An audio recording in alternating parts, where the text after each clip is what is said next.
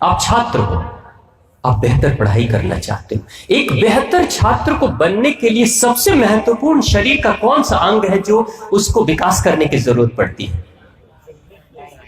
बताओ। माइंड, मस्तिष्क। अपने दिमाग को तेज करोगे तभी तो बेहतर छात्र बन पाओगे। अब माइंड को बेहतर करने के लिए क्या करना चाहिए? काजू खाना चाहिए, बादाम खाना चाहिए। आप इंटरनेट पे, यूट्यूब पे देखोगे, वीडियो में देखोगे, आप टीवी पे देखोगे, काजू खाओ, बादाम खाओ, तो ये खाओ, तो वो खाओ, 50 चीजें खाओ। क्या खाओगे? योगा करो। गुड, बहुत अच्छी बात, तालियां बजा दो योगा के लिए। और क्या करना चाहिए दिमाग को तेज करने के लिए? मान लो अगर हम कहते हैं काजू खाना चाहिए, तो बेचारे वो बच्चे जो बहुत अमीर घर के हैं, खूब काजू घर में है, चलो काजू खा लेंगे। बेचारे वो बच्चे जो नहीं, जिनके पास पैसे हैं, वो कहां से काजू खाएंगे? तो दिमाग को तेज करेंगे कैसे? आप अपना दिमाग तेज करना चाहते हो? कितने लोग चाहते हो दिमाग तेज करना? छोटे बच्चे भी चाहते हैं। देखो, बहुत बढ़िया, अच्छी बात। देखो, दिमाग तेज कैसे होगा? दिमाग तेज करने के लिए क्या करना? बस एक सिस्टम समझ लो। दिमाग की कुंजी, जैसे आपके घर में टीवी है ना, टीवी का रिमोट कंट्रोल कहीं और होता है और टीवी कहीं और चलती है। रिमोट कंट्रोल को छूकर आप टीवी के चैनल को बदल सकते हो। उसी तरीके से बिना दिमाग को छुए हुए दिमाग को तेज कर सकते हो। कैसे करना? आप विज्ञान में आपने पढ़ा है, चित्र देखा है दिमाग का, और आपने चित्र देखा है अपने पेट का। पेट कैसा दिखता है? पेट की आकृति देखी आपने? पेट में कैसा दिखाई देता है? ऐसा दिखता है, जिगजैग जिगजैग दिख रहा है ना। हमारी जो आंतें हैं, छोटी और बड़ी आंत, वो कितनी लंबी है? कितनी लंबी है? बड़ी आंत और छोटी आंत दोनों मिलाकर लगभग 7 से 7.5 मीटर की है। गुरुजी सही? 5 मीटर से लेके, 5 मीटर तो छोटी आंत के आसपास होती है और 2.5 मीटर के आसपास लगभग बड़ी आंत हो जाती है। हमारी माएं जो घर में साड़ी पहनती है, वो कितनी लंबी होती है? 5 मीटर। 5 मीटर की साड़ी इतनी दूर में आ गई और ऊपर से 2.5 मीटर और 7.5 मीटर लंबी साड़ी, समझ लो पाइप लाइन आपके उस छोटे से मध्य प्रदेश के अंदर है। अब उसी में खाना जाएगा। खाना कैसे घूमेगा? लगेगा जैसे कि काठमांडू की पहाड़ियां हैं, टेढ़ी मेढ़ी। खाना घूमता है, जिगजैग जिगजैग, कितना घूमता होगा। उसी पाइप लाइन में कहीं कैल्शियम उस पाइप से खींचा जाता है भोजन से, कहीं मैग्नीशियम, कहीं पोटेशियम, कहीं सल्फर, कहीं आयरन होता है ना। दिमाग तेज करने के लिए क्या करना? याद रखो, कुछ चीजों को ध्यान दो जरा। आपके जीवन में जो घटनाएं घटती होंगी उसके ऊपर जरा याद करो। अब तो बड़े हो गए हो तो ज्यादा फर्क नहीं पड़ता होगा। याद करो, जब आप छोटे थे, जब आप थोड़े बच्चे थे, जब आप मिडिल स्कूल में पढ़ते थे, एग्जाम के वक्त क्या कभी आपका पेट खराब हुआ? एग्जाम के वक्त कभी पेट में दर्द हुआ? कभी हुआ किसी के? चिंता हुई? कभी जब डर लगा, कभी भय हुआ किसी भी बात से, तो क्या आपको खाने की इच्छा उस समय होती है? भूख लगती है? कभी क्रोध जगता है तो क्या आप खाना खाते हो? नहीं ना। जबकि क्रोध जगा या भय जगा, वो कहां पे? वो तो मस्तिष्क में ना। मस्तिष्क ने सोचा ना कि मैं डर रहा हूं, मस्तिष्क ने क्रोध किया ना, लेकिन भूख का संबंध तो आपके पेट से है ना। तो पेट ने क्यों नहीं खाना खाया? जब आपका मस्तिष्क अस्त व्यस्त रहता है तो ऑटोमेटिक पेट भी अस्त व्यस्त हो जाता है। छोटे बच्चों से जाकर पूछना, एग्जाम के पहले बहुत टेंशन, बहुत प्रेशर में बच्चे, खास तौर से मैट्रिक के एग्जाम में बच्चों के ऊपर माता पिता जब बहुत प्रेशर बना देते हैं, बेटा फर्स्ट डिवीजन से नीचे और डिस्टिंक्शन से नीचे मार्क्स लाया तो छोड़ूंगा नहीं। बेटे के ऊपर, बेटियों के ऊपर इतना टेंशन कि एग्जाम के एक दिन पहले ही पेट खराब हो जाता है। आप लोग के तो नहीं होते? नहीं होते, क्योंकि मजबूत हो आप लोग।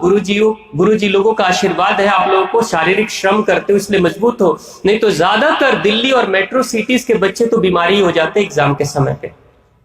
क्योंकि जिसके मस्तिष्क पे प्रेशर पड़ता है सबसे बुरा असर उसके पेट पे होता है, और जिसका पेट खराब होता है उसका मस्तिष्क भी खराब हो जाता है। आपने किसी दिन खा ली कुछ स्वादिष्ट स्वादिष्ट भोजन, कचौड़ियां, पकौड़ियां, छोले भटूरे, सिंघाड़े, समोसे, मुंह में पानी तो नहीं आ रहा है,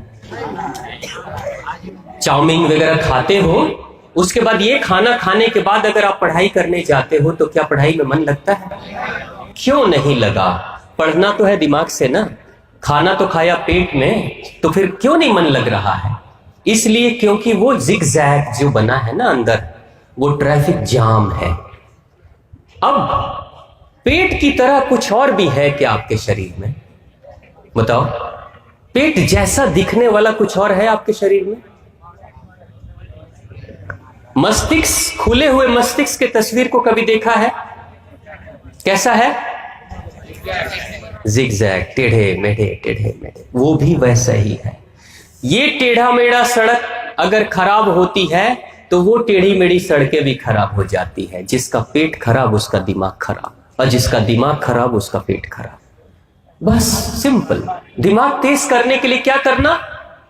पेट को साफ करो ठीक से, कचड़ा मत भरो, नहीं तो सारा कचड़ा दिमाग में चला जाएगा।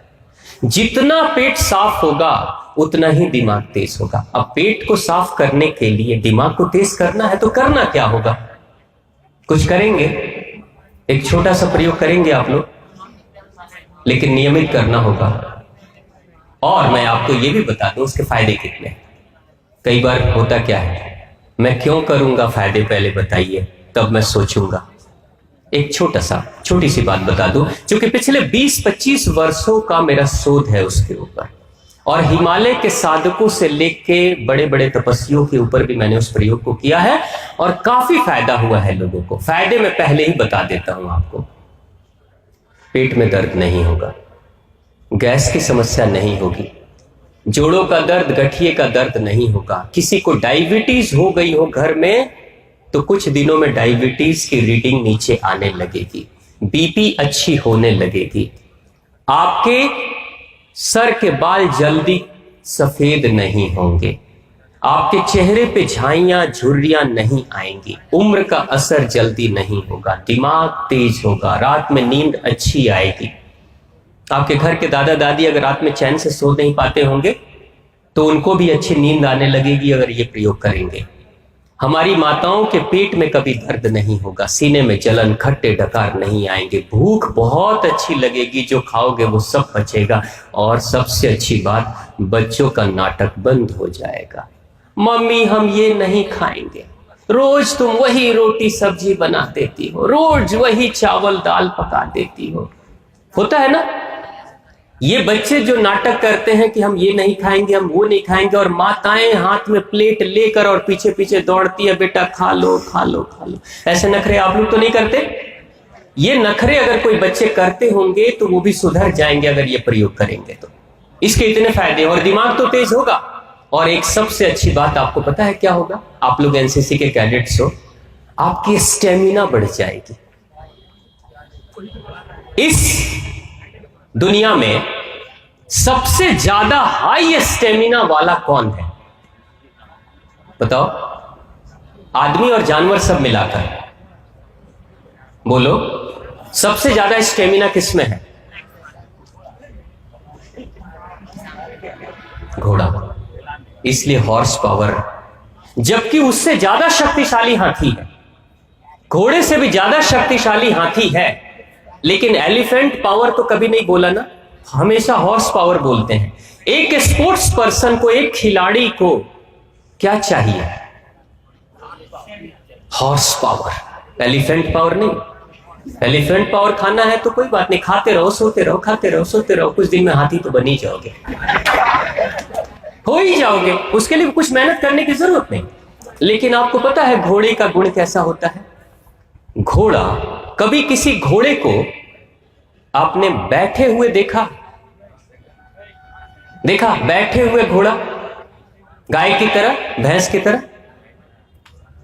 घोड़ा वही बैठता है जो बीमार है।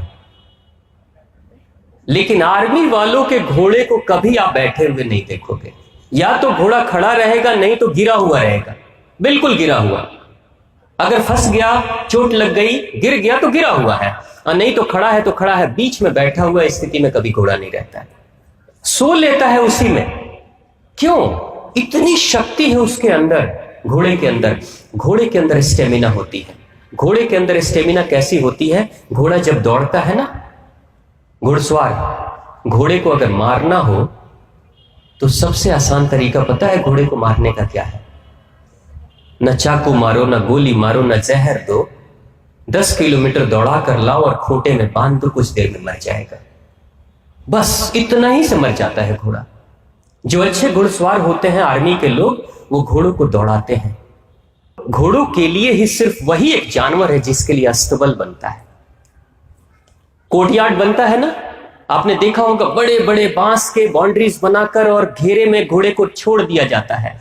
एक जो फौजी होता है घोड़े की सवारी कर कर दौड़ा कर जब आता है तो उस अस्तबल में, उस बड़े से ग्राउंड में घोड़े को छोड़ देता है। घोड़ा दौड़ते रहता है, दौड़ते रहता है, दौड़ते रहता है, और धीरे धीरे धीरे धीरे धीरे धीरे शरीर की गर्मी शांत होती है, और तब जाकर घोड़ा एक जगह पे खड़ा होता है। यानी घोड़े को रुकने के लिए भी, जब घुड़सवार पीठ से उतर जाता है उसके बाद भी घोड़े को रुकने के लिए कम से कम 10 मिनट, आधे घंटे, 1 घंटे की जरूरत पड़ती है उसके इंजन को शांत करने के लिए, तब जाकर घोड़ा रुकता है। अगर खूंटे पे बांध दिया आपने ना गाय और भैंस और बकरियों की तरह, तो तुरंत मर जाएगा, सफोकेशन हो जाएगी, दम घुट के मर जाएगा वो, क्योंकि दौड़ नहीं पा रहा है। जैसे ट्रक का इंजन धीरे धीरे गर्म होता है और धीरे धीरे ठंडा होता है, उसी तरीके से घोड़े का इंजन भी धीरे धीरे गर्म होता है और धीरे धीरे ठंडा होता है। ये स्टेमिना है उसकी। और घोड़े की खासियत कैसी है? घोड़े के घुड़सवार क्या कहते हैं? घोड़े के घुड़सवार सबसे ज्यादा खुश इस बात से रहते हैं कि घोड़ों को बैलों की तरह बार बार हाँकने की जरूरत नहीं पड़ती। एक बार पीठ पे एक लात मारते हैं, धीरे से अपने पैरों से इशारा करते हैं, घोड़ा दौड़ने लगता है, दौड़ते रहता है, सरपट भागते रहेगा। 2 किलोमीटर, 3 किलोमीटर, 4 किलोमीटर, 10 किलोमीटर आराम से भाग रहा है। फिर उसको यू टर्न मारो, फिर 10 किलोमीटर आराम से दौड़ रहा है, थकता ही नहीं वो। इसलिए इतना स्टेमिना है उसमें। स्टेमिना इसलिए इतना है क्योंकि हमारे जो लंग्स है ना, फेफड़े, ये मधुमक्खियों के जाले की तरह इसमें छोटे छोटे छिद्र होते हैं। उन्हीं छिद्र के अंदर ऑक्सीजन भरी रहती है, जिसका ये लंग्स जितना ही ब्लॉक रहता है उतना ही कम स्टेमिना उसकी होती है। और जितने ही छिद्र खुले रहते हैं इंसान के और जितनी ज्यादा ऑक्सीजन भरी होती है उतनी ज्यादा स्टेमिना उसकी बढ़ जाती है। योग प्राणायाम कराने में कराया क्या जाता है? सांसें तो लेना और छोड़ना। हर बार हर सांस, जब कपालभाति करो, अनुलोम विलोम करो, कोई भी प्राणायाम करो, तो सांसें लोगे और छोड़ोगे तो उससे क्या होगा? अंदर के जो छिद्र ब्लॉक है कार्बन डाइऑक्साइड के कारण से, कार्बन डाइऑक्साइड हटेगी, ऑक्सीजन भरेगी और आपके अंदर की स्टेमिना बढ़ जाएगी। बस स्टेमिना बढ़ाने के लिए योग प्राणायाम करते हैं। लेकिन इस लंग्स का, अगर किसी को दमे की शिकायत है तो दमे की शिकायत सिर्फ फेफड़े के कारण से नहीं होती है। दमे की शिकायत बड़ी आंत के अंदर की गंदगी के कारण से, बड़ी आंत की गंदगी से जाम है अगर वो आंत, तो फेफड़ा जाम हो जाएगा, सांस लेने में दिक्कत होनी शुरू हो जाएगी। यानी अगर किसी को दमे की शिकायत हो रही है, इसका मतलब उस इंसान का पेट ठीक से साफ नहीं हो रहा है, बस सिंपल, और कोई कारण नहीं है। उसका पेट ठीक साफ करने लगो, दमे की शिकायत खत्म हो जाएगी, फेफड़े की समस्याएं खत्म हो जाएगी। तो हम क्या करेंगे? अपने शरीर को स्वस्थ रखने के लिए, अपनी स्टेमिना को बढ़ाने के लिए, क्योंकि मैं कई ऐसे प्रोग्राम भारत के फौजियों के साथ भी मैंने किया है, भारत के जो ट्रेनिंग के फौजी होते हैं खास तौर से, उनके साथ में उस प्रयोग को किया और बड़े अद्भुत परिणाम मिले हैं। आप भी करेंगे, आपके जीवन में 1 महीने अगर सिर्फ आपने कर लिया, 1 महीने में आपके जीवन में अद्भुत परिवर्तन आ जाएगा। और सबसे बड़ा परिवर्तन क्या आएगा? कई लोगों को आपने देखा होगा, सुबह जब सोकर उठते हैं ना, तो शक्ल देखने से ऐसा लगता है कि 12 बज गया अभी। सुबह भी चेहरा लटका हुआ, दोपहर में तो लटकाएंगे, शाम को भी लटका हुआ। जीवन में कोई उत्साह नहीं, कोई खुशी नहीं। कई लोगों से पूछा जाता है, खुश क्यों नहीं रहते हो? क्या है जो देखकर खुश हो? सुबह भी रोना, शाम को भी रोना, दोपहर में भी रोना। आप अगर ये प्रयोग करोगे, आपके मन में बड़ी खुशी आएगी, अंदर से बड़ा उत्साह आएगा, हर कार्य को उत्साह से करोगे। तो वो बहुत छोटा सा प्रयोग है, आप सभी कर सकते हो। क्योंकि जो लोग, अब ये प्रयोग किनको करना है? जिनकी उम्र 15 वर्ष से ऊपर की हो गई है। आप सबकी 15 वर्ष से ऊपर वाली उम्र है ना?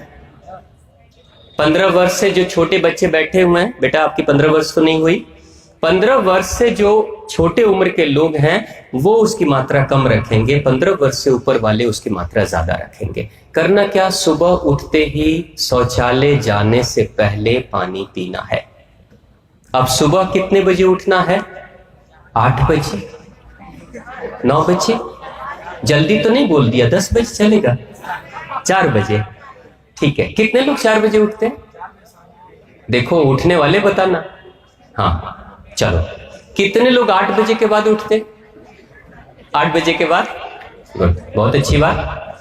देखो क्यों सुबह बोला गया उठना, आपको पता है एक बात, आपके घर में तो अच्छा है, कोई सभी लोग स्वस्थ हैं, कभी कोई मरीज, हार्ट अटैक का मरीज अगर कोई हो ना, जिसकी बीपी बढ़ी हुई है, जिसको दिल के दौरे पड़ने की शिकायत होती है, अगर वो इंसान, कभी कोई इंसान जिसको हार्ट अटैक की समस्या होती है, आपको पता है हार्ट अटैक, अगर अटैक कभी पड़ता है, दिन में अगर किसी को हार्ट अटैक के दौरे पड़ते हैं तो बड़े धीमे दौरे होते हैं। दिन में इंसान कई बार बच जाता है, लेकिन रात्रि, आधी रात्रि के वक्त अगर किसी को हार्ट अटैक के दौरे पड़ जाते हैं तो उस इंसान के बचने की गुंजाइश कम रहती है, वो ज्यादा तेज स्ट्रोक लगता है रात्रि में। क्योंकि हमारी जो प्राण की शक्ति है, वो प्राण की शक्ति हमारी हमेशा एक जगह पे नहीं रहती। आपने कभी सोचा हमारा प्राण कहां रहता है? वो ट्रांसफर होते रहता है। रात के, आधी रात के वक्त में हमारी प्राण की शक्ति हमारे फेफड़े और दिल के आसपास में होती है, प्राण की शक्ति यहां पे रहती है आधी रात के वक्त। इसलिए आधी रात के वक्त अगर दिल का दौरा पड़े तो प्राण की शक्ति बहुत तेज है, इसलिए दौरा भी बहुत तेज पड़ता है और बचने की गुंजाइश कम रहती है। आधी रात के वक्त प्राण की शक्ति यहां होती। अब आधी रात के बाद लगभग 3 बजे के बाद रात्रि में प्राण की शक्ति शिफ्ट होती है और चली जाती है बड़ी आंत में, और बड़ी आंत में जब शिफ्ट होती है तो बड़ी आंत की ऊर्जा बढ़ जाती है। अब सुबह के वक्त में जो गुरुओं ने कहा कि सुबह उठो, शौचालय जाओ, पेट की सफाई करो, क्योंकि बढ़ी हुई शक्ति के समय अगर पेट की सफाई, बड़ी आंत की सफाई करोगे तो बहुत आसानी से बड़ी आंत की सफाई हो जाएगी और शरीर की सारी गंदगी बाहर निकल जाएगी। इसलिए गुरुओं ने कहा कि सुबह उठकर जल्दी फ्रेश होना चाहिए। अब जो इंसान, अब वो प्राण की शक्ति बड़ी आंत में सिर्फ सुबह के 6:30 बजे तक रहती है, उसके बाद वो शक्ति ट्रांसफर होकर हमारे पेट में चली जाती है, खाने के लिए चली जाती है, भोजन के लिए चली जाती है। अगर 6:30 बजे से पहले कोई इंसान सुबह में उठकर अपने पेट की सफाई नहीं करता है तो उस इंसान को कब्ज की शिकायत हो जाएगी, फिर उस इंसान को डायबिटीज की समस्या हो सकती है, फिर उस इंसान को बीपी की समस्या हो सकती है, फिर उस इंसान को मानसिक रोग यानी डिप्रेशन की शिकायत हो सकती है शरीर की गंदगी के कारण से। तो उस शुद्धि के लिए सुबह में उठना बहुत जरूरी है। तो सवेरे जब उठते हैं तो उठते ही अगर सूरज के उगने से पहले उठ गए तो बहुत अच्छी बात।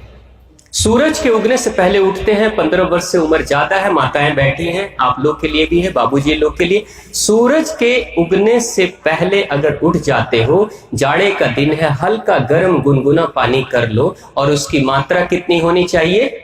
1.25 लीटर। कितना?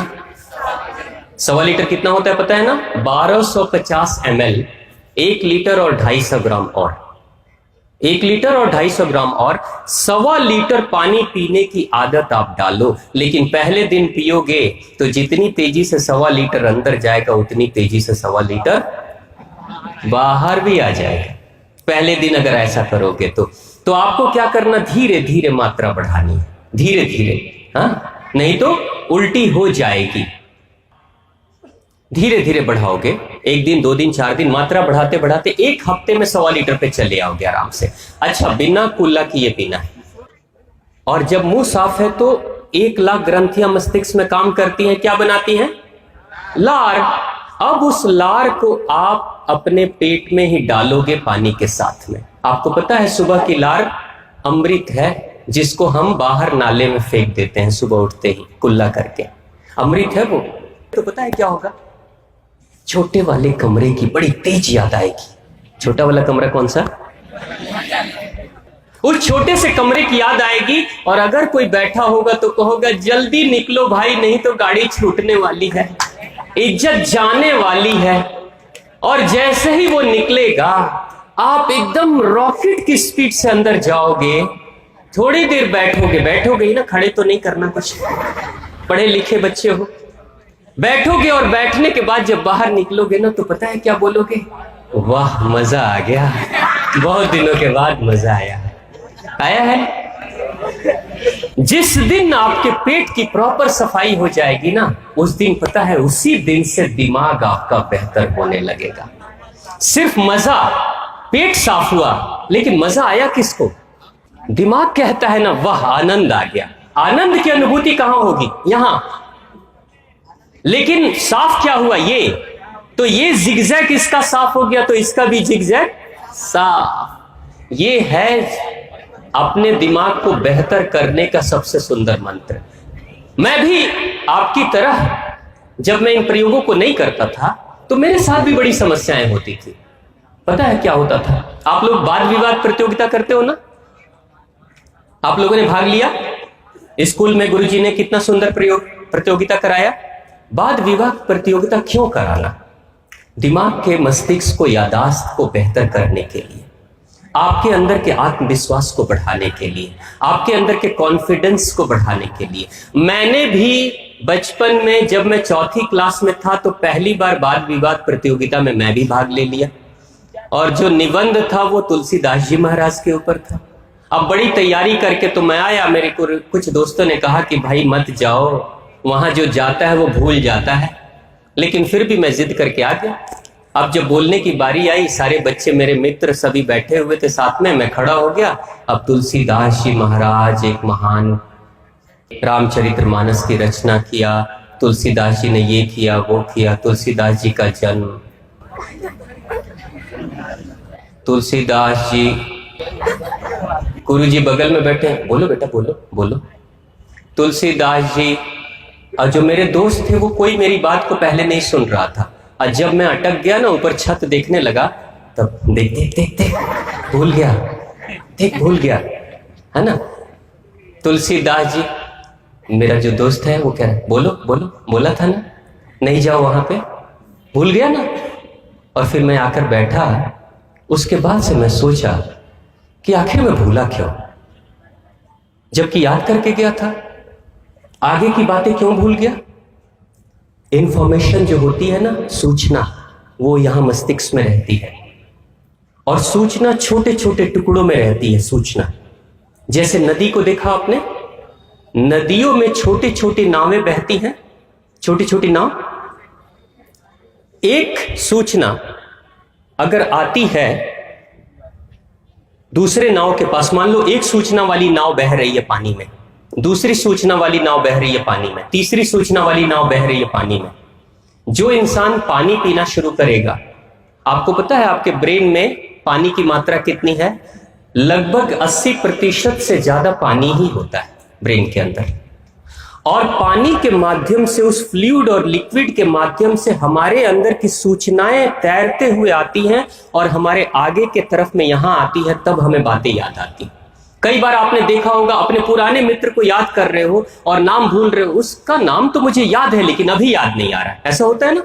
और अचानक क्लिक किया, अरे हाँ उसका नाम रमेश है, उसका नाम सुरेश है, उसका नाम ये है, होता है। ये जो फ्लो ऑफ इंफॉर्मेशन है, सूचनाएं हैं चारों तरफ से, ये हम सबके दिमाग में बिखरी बिखरी सी हुई है। लेकिन जब इंसान पानी पीने की आदत डाल लेता है, ये इस प्रयोग शुरू कर देता है, तब क्या होगा? उस पानी के माध्यम से, अब एक बात सोचो, नदी अगर सूख जाए तो क्या नाव तैर पाएंगी? नहीं ना। उसी तरीके से दिमाग जिसका सूख गया है, उसके जीवन में भी फ्लो ऑफ इंफॉर्मेशन, सूचनाओं के आने का जो प्रवाह है वो स्लो हो जाता है। इसलिए वो इंसान सब कुछ पढ़ते हुए भी भूल जाता है। तो अपने ब्रेन को, अपने मस्तिष्क को बेहतर करने के लिए भी ये प्रयोग करना शुरू कर दो। कल से शुरू करेंगे सब लोग? कितने लोग करेंगे? पक्का? माताएं नहीं करेंगी, आप लोग भी करेंगे? जरूर करिएगा, बहुत अच्छा परिणाम मिलता है। और 1 महीने सिर्फ आप कर लोगे तो जीवन में अद्भुत परिणाम मिलेगा।